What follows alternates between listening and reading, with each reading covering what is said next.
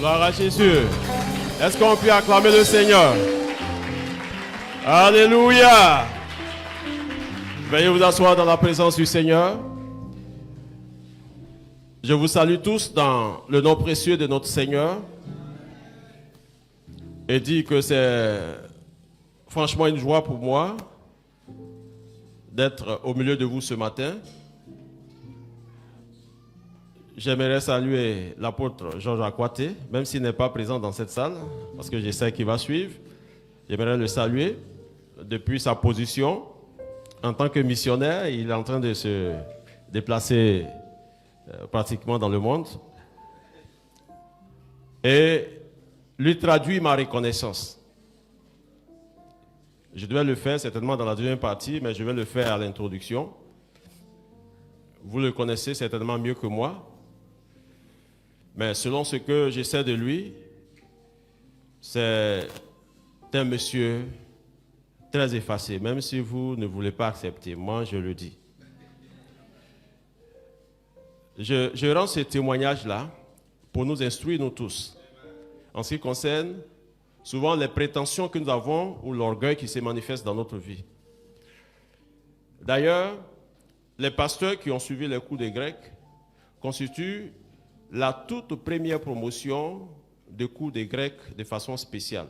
Je fais le grec lorsque je suis en formation avec les pasteurs au niveau de l'ESOM.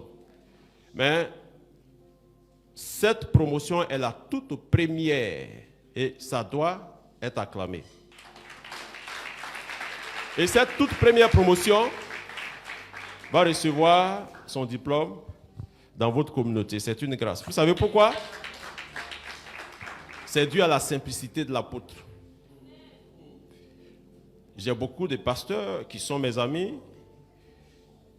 L'apôtre, il est plus âgé que moi, mais à cause de sa simplicité, de son humilité, il est le seul parmi tous les pasteurs que je connais qui m'a contacté sans tenir compte de ce qu'il peut représenter pour moi parce que je n'ai pas le même âge que lui.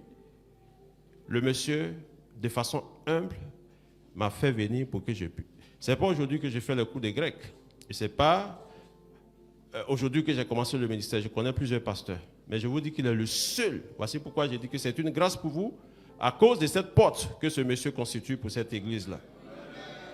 Voici pourquoi je réitère ma reconnaissance. Que le Seigneur le bénisse de là où il est. Et que cette promotion soit une grande promotion, qui soit une porte ouverte pour d'autres promotions qui vont venir. Parce que, en général, les pasteurs n'aiment pas se faire former quand ils sont établis sur une église. Ça n'a pas été facile. Quand on est déjà pasteur, on se dit, mais je suis déjà établi, j'ai besoin d'apprendre quoi? Voici pourquoi je veux déjà, eux aussi, leur dire mes félicitations. Ça a été laborieux, comme le pasteur Adams l'a dit. Ça n'a pas été facile. Et je leur dis mes félicitations en présence de vous tous. Ce matin, je suis venu, pas seul, je suis venu avec ma famille. Et puisque c'est le mois, la saison de la famille, il est important que je vienne bénéficier des grâces familiales qui sont en train de circuler dans l'église ici. Donc j'ai dit au pasteur Adams que j'allais venir avec ma famille, on allait, même si, comme la femme syrophénicienne l'a dit au Seigneur, hein, les petits chiens, mais voilà. Voilà, je suis là avec mon épouse, ma charmante épouse, c'est Madame Nobou,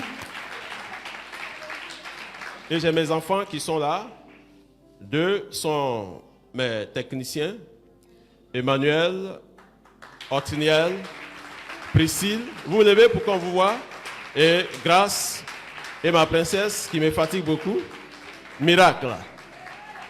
Voilà, donc toute la famille est là, et ce matin nous allons parler de famille.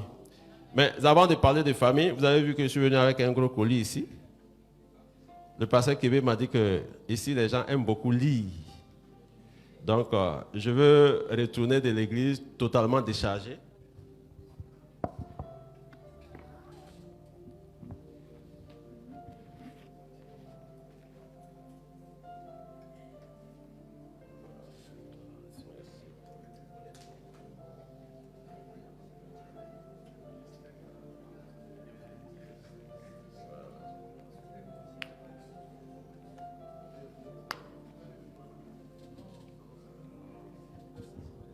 Voilà, merci. Le pasteur lui-même venait à mon secours.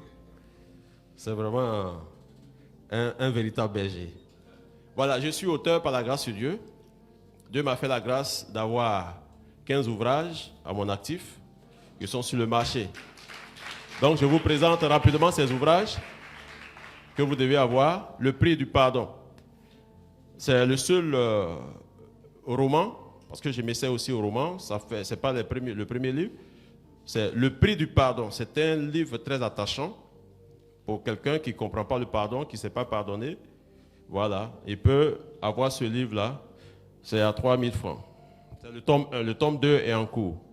Là, c'est un livre sur le couple, manifestation d'affection et rapport sexuel dans le mariage. On a osé parler des rapports sexuels. Manifestation d'affection. Comment manifester son affection? Qu'est-ce que l'affection? Comment est-ce qu'il faut manifester cela? Et puis les rapports sexuels. Qu'est-ce qu'on appelle rapport sexuel? Qu'est-ce qu'on appelle pratique sexuelle? Qu'est-ce qui est proscrit? Qu'est-ce qui est autorisé? Et dans ce livre, vous allez découvrir que j'ai présenté des tableaux, il y a des images, voilà, très osées. Quand on parle des positions, pour amener les couples à connaître des variétés, des variations.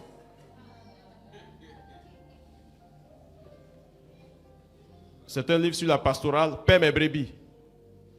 À partir de l'entretien du Seigneur Jésus avec Simon-Pierre, Paix mes brebis, Paix mes troupeaux, mes agneaux, 3 fois. Pourquoi? Ce livre fait 8000 francs. C'est un livre typiquement pastoral. Les pasteurs doivent s'en procurer. C'est un livre sur l'eschatologie, avenir du monde selon Dieu. Dieu a créé l'humanité, l'avenir du monde appartient au Seigneur. Amen. Aucun homme ne peut changer cet avenir du monde. Si le monde doit finir d'une façon, c'est comme ça va finir. Donc dans ce livre, vous allez découvrir ce qu'on appelle les dispensations. Et nous sommes dans la période de grâce, l'enlèvement, la grande tribulation, le règne des 1000 ans, les 144 000 personnes de l'Apocalypse, tout ce qui concerne les temps à venir. Et j'ai même abordé la question du coronavirus dedans, en annonçant qu'il y a encore d'autres pandémies qui se préparent pour venir sur l'humanité. Donc c'est un livre d'orientation dans la vie pour que les croyants sachent comment se comporter. Ça fait aussi 8000. Peut-on perdre le salut? La question est posée. Donc le salut de A à Z. À travers ce livre, vous allez comprendre et avoir une réponse à cette question. Ça, c'est le livre de mon témoignage. De voyou à pasteur. Donc celui que vous voyez en col blanc, il parle de son passé. Et ça, c'est très important, stratégique et nécessaire pour tout pasteur de rendre son témoignage. Parce qu'il faut que les fidèles sachent dans quel trou on est quitté. Pour venir, voilà, au grand jour. Moi qui vous parle, c'est une grâce, hein? Je fus parmi les premiers Louba en Côte d'Ivoire. C'est nous qui avons envoyé le mouvement du Louba. Je suis de la génération de John Pololo, pour ceux qui ont entendu parler de lui. Donc je retrace mon témoignage. Je fus un grand bagarreur. C'est un livre que vous pouvez acheter puis offrir à des petits voyous en priant pour eux, le Seigneur va les changer. Comment j'ai versé du sang, comment j'ai cassé le tympan d'un jeune qui allait voler. Tout ça, c'est retracé ici. C'est à 4000 francs seulement. Approche pour une intercession efficace. Pour tous ceux qui aiment la prière, les familles qui veulent développer la vie de prière, ceux qui dirigent des camps de prière. Approche pour une intercession efficace, volume 1.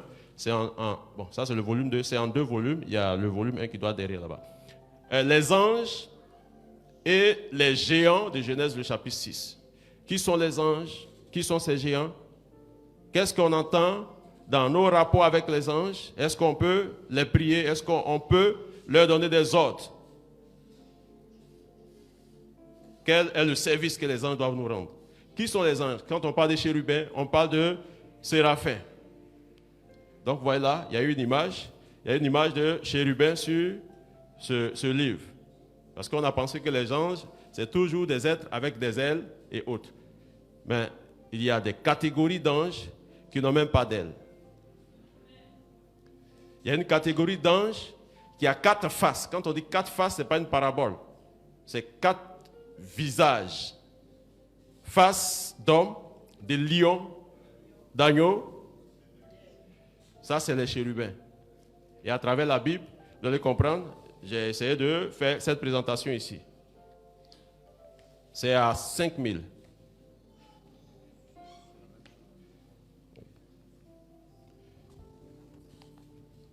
Impact de l'Église dans la société. Est-ce que l'Église a un impact réellement?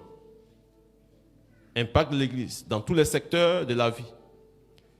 Ici, vous allez découvrir que la notion de réseautage, le Seigneur en a parlé, mais c'est ceux d'en face qui font un autre usage, de sorte que les chrétiens même ont peur. Aujourd'hui, les chrétiens ont peur d'entendre le mot réseau. Non, le réseau, le Seigneur l'a développé dans les évangiles.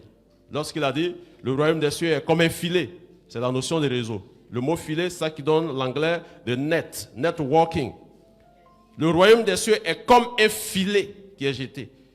Il faut que, dans notre entendement, nous comprenions les choses pour que nous travaillions en filet. Sinon, les gens vont nous envahir.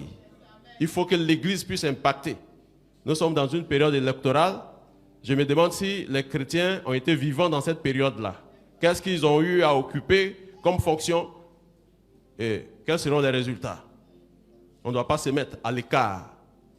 Les chrétiens sont appelés à créer des entreprises et impacter à partir de leur vie.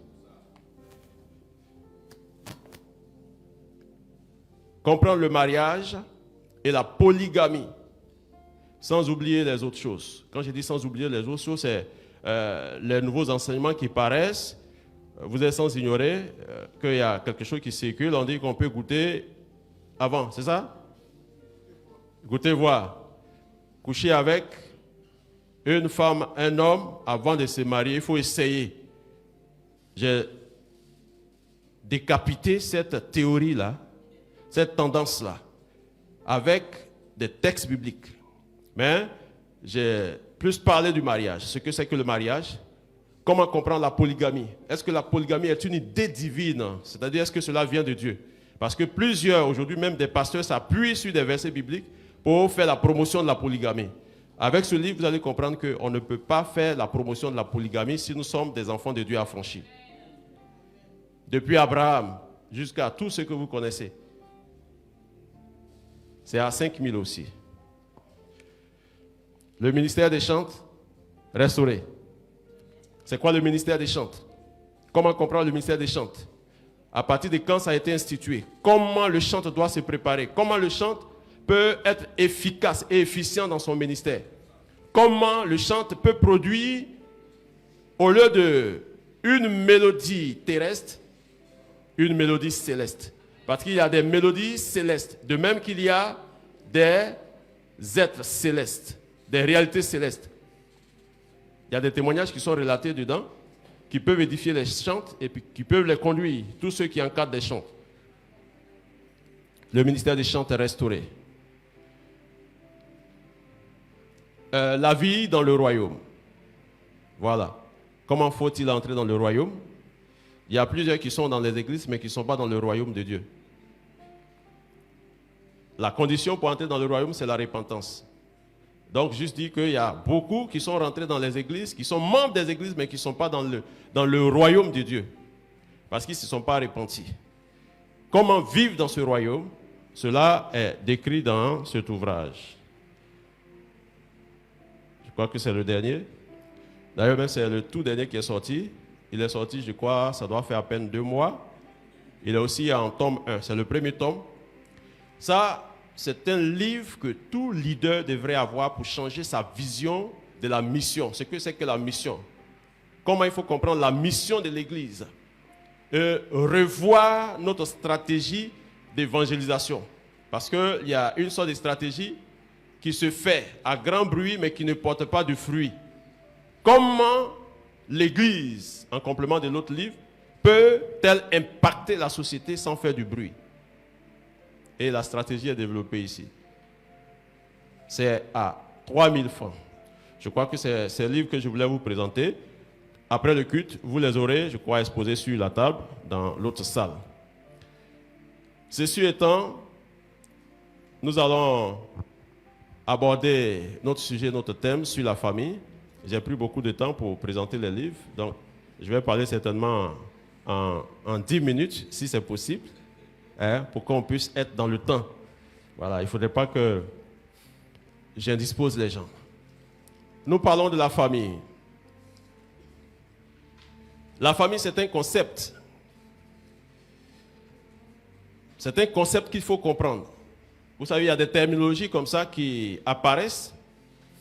Et lorsque vous n'avez pas l'information, la connaissance, au fur et à mesure que le temps passe, on a des individus sur cette terre qui changent le contenu de ces concepts. C'est-à-dire qui changent la définition. Même la vie elle-même, son contenu, est sur le point d'être changé par des gens qui sont tapis dans l'ombre pour perturber la société. Voici pourquoi l'immoralité est en train de se développer à grands pas. Et on refuse ce qui est vrai, ce qui est bien, agréable et parfait. C'est-à-dire la volonté du Seigneur. Parce que c'est ce que l'apôtre Paul a enseigné. Ce qui est bien, agréable et parfait. Voici ce que nous devons rechercher. Parce que nous ne devons pas nous conformer au siècle présent. Le monde a sa façon de comprendre la famille. Voici pourquoi les gens ont pensé que le mot famille a commencé, ou la famille a commencé à exister à partir du XIVe siècle. Puisque c'est à partir de cette période-là que le mot va apparaître dans la langue française. À partir du XIVe siècle. Et quand le mot apparaît au XIVe siècle, on va définir la famille comme la communauté de personnes vivant ensemble dans la même maison. Donc la famille est vue et est perçue depuis cette période-là comme la communauté de personnes qui vivent dans la même maison. Et c'est plus tard, au XVIe siècle, qu'il y aura un ajout sur cette définition. Et l'ajout, c'est « et qui ont une ascendance commune », qui sont unis par les liens du sang. Donc, pour reprendre la définition depuis le XIVe siècle jusqu'au XVIe siècle, lorsque les gens entendent parler de famille, ils disent que la famille, c'est une communauté de personnes vivant ensemble dans la même maison et qui ont une ascendance commune, qui sont unis par les liens du sang. Voici ce qu'on appelle une famille. Donc, les hommes pensent que, puisque le mot est apparu au XIVe siècle, c'est à partir de cette période qu'on doit considérer ce que c'est que la famille. Or, nous qui sommes des interprètes de la Bible et surtout des enfants de Dieu, nous disons que la notion de famille existe bel et bien avant cette période, depuis même le commencement. Voici pourquoi. Quand vous lisez la parole de Dieu, lorsque le mot famille apparaît pour la première fois dans les textes bibliques en français, on est en Genèse, le chapitre 10, le verset 5. On va lire ce texte. Genèse 10, le verset 5. Genèse 10, le verset 5, qui dit ceci. C'est par eux qu'ont été peuplées les îles des nations selon leur terre, selon la langue de chacun, selon leur famille, selon leur nation. Donc voici le premier verset biblique qui parle de famille. Ça veut dire que depuis très longtemps, la notion de famille existe. C'est ce que notre texte nous dit. Lorsqu'on parle de la postérité des 3 fils de Noé, la notion de famille apparaît déjà. Donc il ne faudrait pas que les gens nous fassent croire que c'est au XIVe siècle.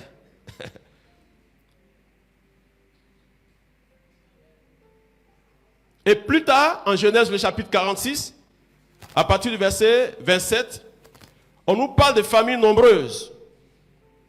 Genèse 46, verset 27, qui dit ceci.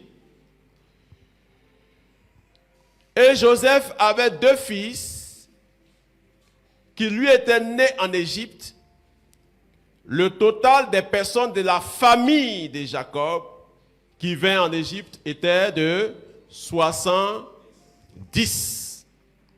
Une famille de 70 personnes. La famille de qui? Jacob, Joseph. 70 personnes. Donc ça, c'est une famille nombreuse. Alors, déjà pour vous dire que la notion de famille intéresse la Bible. Et Dieu se prononce sur la famille. Voici pourquoi l'apôtre Paul va nous instruire en disant qu'en réalité, il n'y a pas de famille qui existe sur la terre, qu'elle soit en Christ ou qu'elle ne soit pas en Christ. Il n'y a pas de famille qui ne tire pas son origine de Dieu. Parce que la famille est une idée de Dieu lui-même. Lorsque nous disons Éphésiens le chapitre 3, à partir du verset 15, Éphésiens 3, à partir du verset 15. Paul était en train de faire une prière et il dit ceci. À cause de cela, je fléchis les genoux devant le Père, duquel tire son nom toute famille dans les cieux et sur la terre. Parce qu'il y a des familles qui sont dans les cieux, il y a aussi des familles qui sont sur la terre. Et Paul dit que quand il est à genoux et qu'il est en train de prier, voici comment il comprend les choses. Raison pour laquelle, ce matin, chacun de nous doit repartir à la source, son origine, en tant que membre de famille, pour dire que nous procédons de Dieu. Nous venons de Dieu. Parce que si tu penses que tu es devenu famille parce qu'il y a une législation qui... Tu vas être ailleurs. Tu vas vivre autrement. Voici pourquoi il faut penser que tu viens de Dieu. Donc, une famille qui sait qu'elle vient de Dieu, elle doit avoir un égard pour Dieu. Amen.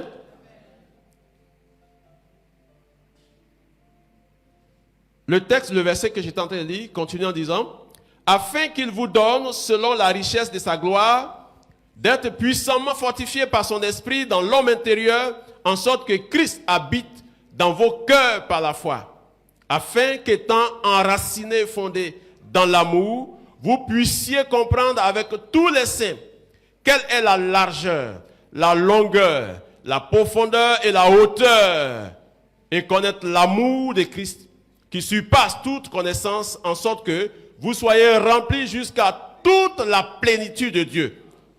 Et je prie ce matin que chaque famille présente soit remplie de cette plénitude divine-là. La plénitude de Dieu qui communique la vie familiale, que cette plénitude puisse habiter chaque famille, même s'il y a des membres qui ne sont pas ici présents. À partir d'un membre qui est là, le point de contact est ainsi touché et la plénitude est communiquée. Et que la vie familiale véritable selon le Seigneur soit véhiculée et soit vécue par chacun d'entre nous, de sorte que nos familles soient débarrassées de toutes les ordures. La famille a besoin d'être restaurée. Voici pourquoi il faut prendre soin de la famille. Il faut veiller sur la famille. La Bible nous dit en 1 Timothée le chapitre 5, à partir du verset 8, 1 Timothée 5 à partir du verset 8, et j'ai lu ce texte. Si quelqu'un n'a pas soin des siens, et principalement de ceux de sa famille, il a renié la foi, et il est pire qu'un infidèle. Est-ce qu'il y a des gens qui veulent être pire qu'un infidèle? Quand on parle d'un infidèle, déjà, vous savez, la caricature, on dit pire. Pour ne pas être pire, qu'est-ce qu'il faut faire? Il faut prendre soin de sa famille. Voici pourquoi je veux interpeller et inviter chacun d'entre nous, qui sommes des leaders, des responsables, parce que chaque chef de famille est un leader. Je veux interpeller chacun de nous à revoir sa façon de considérer la famille et de gérer sa famille. Parce qu'aujourd'hui, nous sommes dans une société où de plus en plus, il y a une dégradation de la famille à cause de l'irresponsabilité de certains que Dieu a mis à la tête des familles. Beaucoup d'hommes, beaucoup de femmes ne prennent pas soin de leur famille. plusieurs ont abandonné leur famille au profit d'autres accointances, d'autres relations. Voici pourquoi il y a des gens, des hommes qui peuvent être assis dehors sans se soucier de ce qui se passe dans leur maison, sans se soucier de leurs enfants, sans se soucier de leur épouse. Des femmes aussi qui peuvent être dehors. Il est inconcevable qu'un être humain qui surtout a été racheté par le Seigneur puisse avoir une famille et ait une priorité en dehors de sa famille. Au point de ne pas mettre à la disposition de cette famille les mesures pour que cette famille puisse être une famille épanouie. Ça, c'est de l'irresponsabilité. Et c'est les infidèles qui peuvent se conduire comme ça. Or, il se trouve même que certains infidèles s'occupent mieux de leur famille que ceux qui sont dans l'église. Pourquoi? Pourquoi tu peux être à l'aise en l'absence de ta femme ou de ton mari? Est-ce que quelqu'un a besoin d'une délivrance ce matin? Ce n'est pas normal qu'un homme qui a dit oui à sa femme, une femme qui a dit oui à son mari, soit à l'aise, plus à l'aise dehors que quand sa femme est là ou quand son mari est là. Qu'est-ce qui se passe? Il faut un entretien de vos rapports. Il faut restaurer ces rapports-là. Rien ne justifie le fait que tu te sentes à l'aise dehors. Quand tu es dehors, certainement par rapport à une urgence, ton désir c'est que l'urgence soit réglée rapidement pour que tu rentres. Mais plusieurs veulent passer tout le temps dehors. Ce n'est pas correct. Tu te fais plaisir quand tu es dehors. Il y a certains même, ils mangent les meilleurs plats dehors et puis... Ce n'est pas correct. Ils mangent les meilleurs plats dehors. Ils sortent beaucoup plus d'argent quand ils sont avec leurs amis que quand ils sont avec leurs femmes.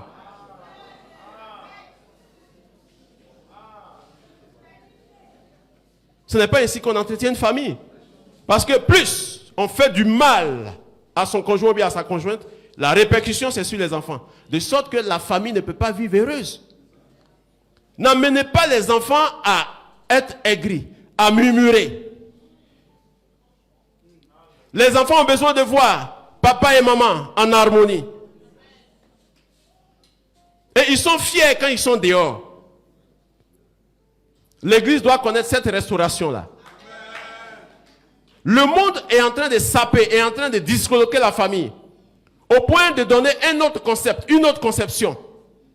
Où on veut mettre en place un système de famille qui exige que je suis homme, l'autre est homme et on constitue une famille.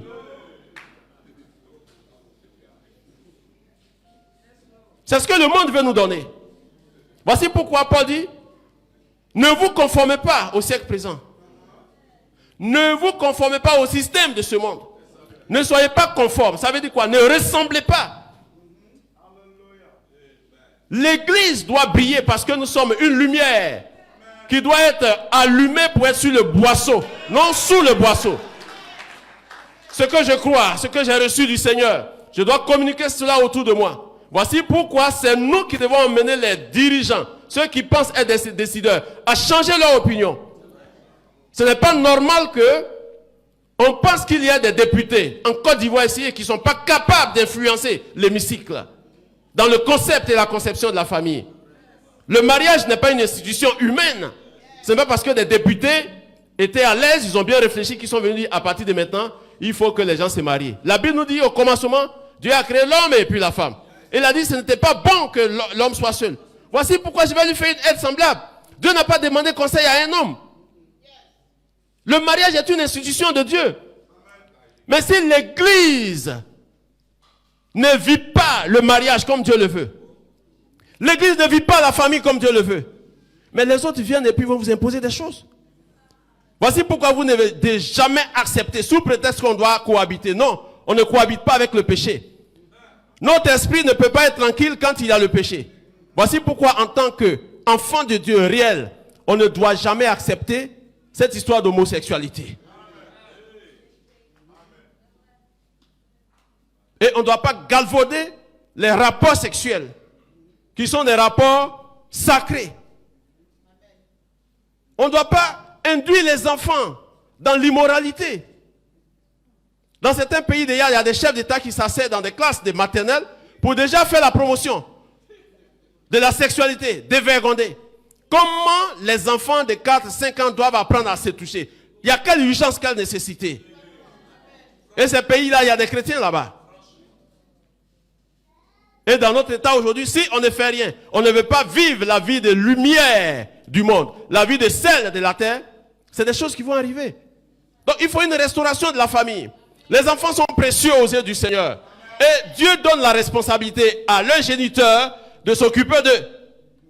Voici pourquoi les parents doivent être des modèles. Et pour entretenir tout ceci, notre entendement, notre pensée, notre idéologie au sujet de la famille doit changer. La famille s'entretient au niveau des responsables. Si on n'a pas de bons rapports, on ne communique pas bien, ça ne va pas sur les enfants. Je vais exhorter chaque parent ici. Peut-être qu'il y a des enfants qui sont dans la salle qui n'ont pas de parents. Malheureusement. Voici pourquoi je veux leur faire un clin d'œil. Parce que tous sur la terre, à un certain âge, ne vivent pas avec ses parents. Il y a certains qui ne sont pas sous le toit de leurs parents. Ils sont ailleurs. Et je veux leur dire, il ne faudrait pas qu'ils perdent espoir. Encore plus, ceux qui sont devenus orphelins, souvent par la faute des humains. Je sais qu'il y a des orphelins parmi nous. Que le Seigneur vous fortifie. Ce n'est pas que vous n'avez plus de famille. Votre famille, aujourd'hui, c'est en Christ. Vous avez une grande famille, une véritable famille, parce que la famille vient du ciel. Que le Seigneur vous restaure. Que le Seigneur vous donne la joie. À toutes les veuves, tous les orphelins, que le Seigneur vous visite. Maintenant, pour ceux qui sont dans des familles, pour que la famille soit en harmonie, il y a une part des responsabilités que Dieu nous donne pour entretenir cette famille-là. Les parents ont leur responsabilité. Les enfants ont leur responsabilité. La responsabilité des parents, c'est que les parents ne doivent pas amener les enfants à être aigris. Ils ne doivent pas malmener les enfants. Comment est-ce que nous éduquons nos enfants? Comment est-ce que nous éduquons nos enfants? J'aimerais que chacun, surtout les parents, se pose cette question avant de poser un acte, de faire quoi que ce soit envers les enfants, en se demandant si Jésus était à ma place, comment réagirait-il par rapport à l'enfant ou aux enfants? C'est une question qui nous amène dans une méditation. Comment le Christ réagirait-il, même si un enfant a commis une gâche? Comment Jésus allait faire? Par rapport à la scolarité, la vie, les études d'un enfant, le devenir d'un enfant, par rapport à sa vie matrimoniale. Si Jésus était là, si Jésus était à ma place, qu'est-ce qu'il allait faire? Or, nous avons bien dit, nous sommes morts et c'est le Christ qui vit en moi. Est-ce que réellement c'est le Christ qui vit en moi? Si le Christ vit en moi, je dois être en mesure de résoudre ce genre de situations pour ne pas brimer, maltraiter les enfants. Et en même temps, la responsabilité des enfants, c'est-à-dire le devoir des enfants, c'est clairement dit. Enfants, vous devez faire quoi? Obéissez à vos parents. Est-ce qu'il y a des enfants ici? Est-ce que les enfants peuvent lever la main?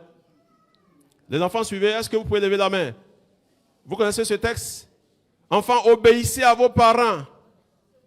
Enfants, obéissez à vos parents. J'ai pris que ce matin, ces enfants soient capables d'obéissance. Enfants, obéissez à vos parents. Parce que cette loi-là est suivie de quoi? D'une promesse. La promesse, c'est quoi? Afin que...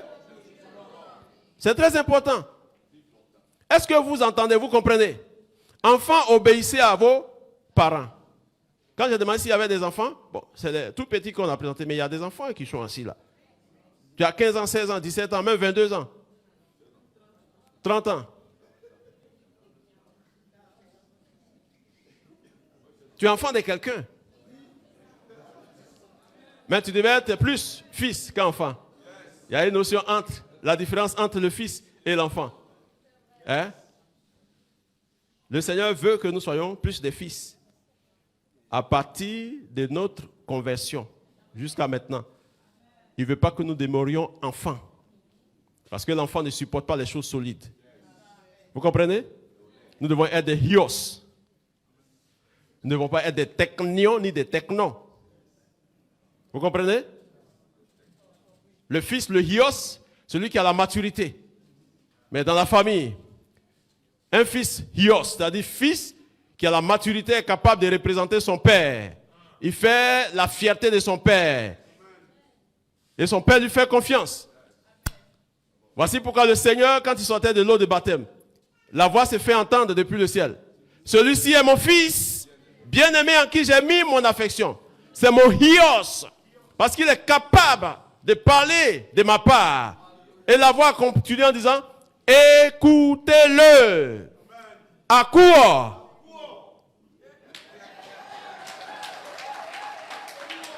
Écoutez-le. Est-ce que vous pensez que le Seigneur peut vous faire confiance de sorte à dire aux gens qu'ils doivent vous écouter? Les enfants, devenez des fils. Parents, aidez vos enfants à devenir des fils. Sécurisons la famille. Protégeons la famille. La famille est précieuse aux yeux du Seigneur.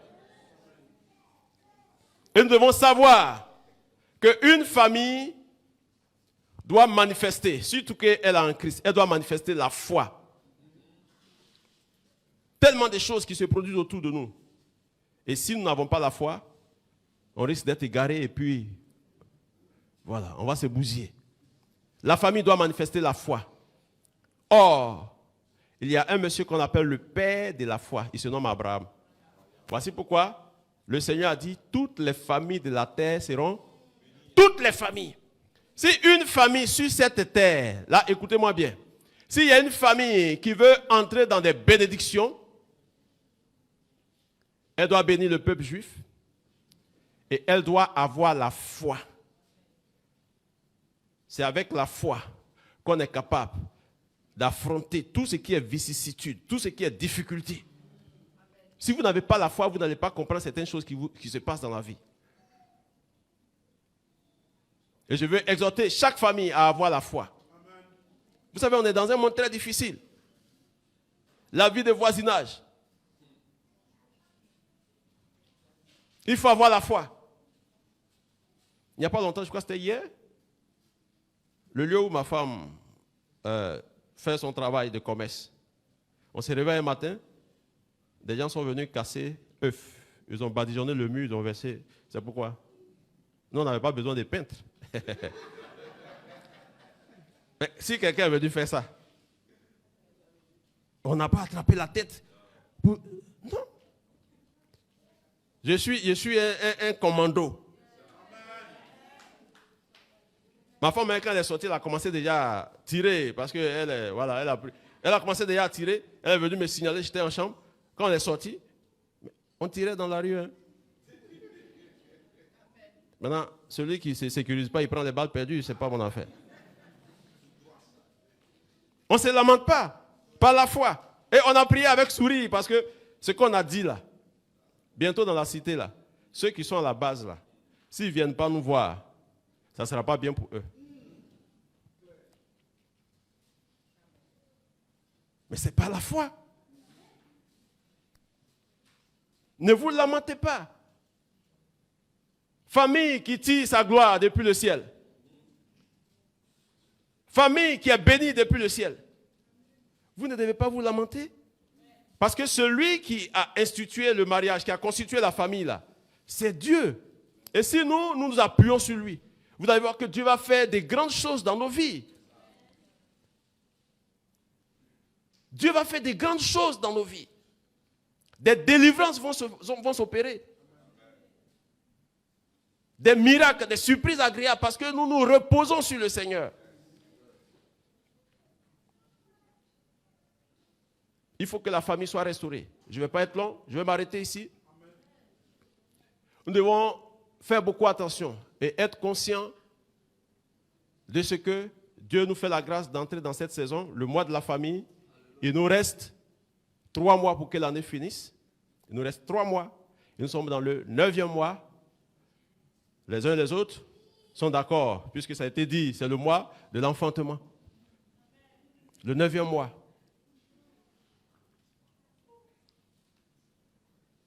Que le Seigneur donne à chaque famille de connaître un enfantement sans césarienne. Enfantement de tout ce qui était préparé depuis le début de l'année jusqu'à maintenant. Qu'il y ait un enfantement sur le plan financier, sans difficulté. Enfantement sur le plan matériel. Enfantement sur le plan relationnel. Enfantement au niveau de la santé. Enfantement dans vos affaires. Sans difficulté, sans césarienne. Et que le Seigneur vous donne d'embrasser le sein de cet enfantement-là. Le fruit de cet enfantement-là. Que chaque membre de chaque famille reçoive l'épanouissement de la part du Seigneur. Parce que le Seigneur n'a pas de projet de malheur pour une famille. Ce n'est pas possible.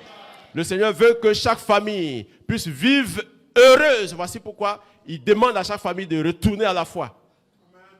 Que le Seigneur vous bénisse. Que le Seigneur vous bénisse. Dans le nom de Jésus. Nous allons prier un instant. Et puis, je vais passer le micro au pasteur Adams pour la suite. Chacun a entendu la parole. Tu vas parler en fonction de ce que tu as entendu. Surtout par rapport à ton besoin, en tant que famille. Même s'il y a des difficultés qui se passent dans ta famille, tu dois être l'intercesseur. Tu constates des choses qui ne vont pas dans ta famille. Que ce soit dans la famille nucléaire ou dans la famille élargie. Il y a certainement des conspirations, généralement c'est dans la famille élargie parce que souvent il n'y a pas d'entente. Lève ta voix, parle au Seigneur. Chacun va parler au Seigneur. Dis Seigneur, voici la situation, voici telle situation. Oh, les familles viennent de toi. Tu veux que les familles soient en harmonie, que les familles puissent vivre dans le bonheur. Seigneur, je te regarde. Seigneur, mon regard est sur toi. Seigneur, je t'invoque. Seigneur, interviens. Je te fais appel, Esprit du Dieu vivant. Toi, le Saint-Esprit qui était au commencement, qui te mouvait à la surface des eaux. Saint-Esprit, manifeste-toi dans ma famille. Saint-Esprit, agis dans les rapports, dans les relations de mon père et de ma mère, de mes enfants, de moi et mes enfants. Esprit de Dieu, j'ai besoin de restauration. J'ai besoin de régénération. J'ai besoin de transformation. Oh Dieu, toi qui es à la base de la famille, interviens dans ma famille. Dans tout ce dont ma famille a besoin. La sécurité sur le plan spirituel, la sécurité matérielle, financière, la protection. Seigneur, ma famille est en train de traverser telle situation. Je sais que la délivrance t'appartient. Donne la délivrance à ma famille. Donne la délivrance à ma famille, Seigneur. Dans le nom de Jésus, tu es vivant, notre Père. Merci de me nettoyer. Seigneur, à un moment donné, je me suis sali, je me suis souillé. J'ai besoin que tu me nettoies. J'ai besoin que tu me purifies. J'ai besoin, Père, que tu me nettoies. Parce qu'à cause de cette impureté, je suis devenu un obstacle au bonheur dans ma famille. Nettoie-moi par le sang précieux de l'agneau. J'ai besoin de toi, Seigneur, dans ma famille. Oh, Seigneur, j'ai besoin de toi. Seigneur, j'ai besoin de toi. Notre Dieu, toute famille sur la terre, comme dans les cieux, tire sa gloire de toi. Ce matin, je te prie afin que une famille soit connectée à toi. Je te prie afin que tu restaures les rapports, les relations, la communion. Donne-nous de comprendre les choses aisément. Merci de bénir. Merci de bénir. Merci de bénir au nom de Jésus. Amen.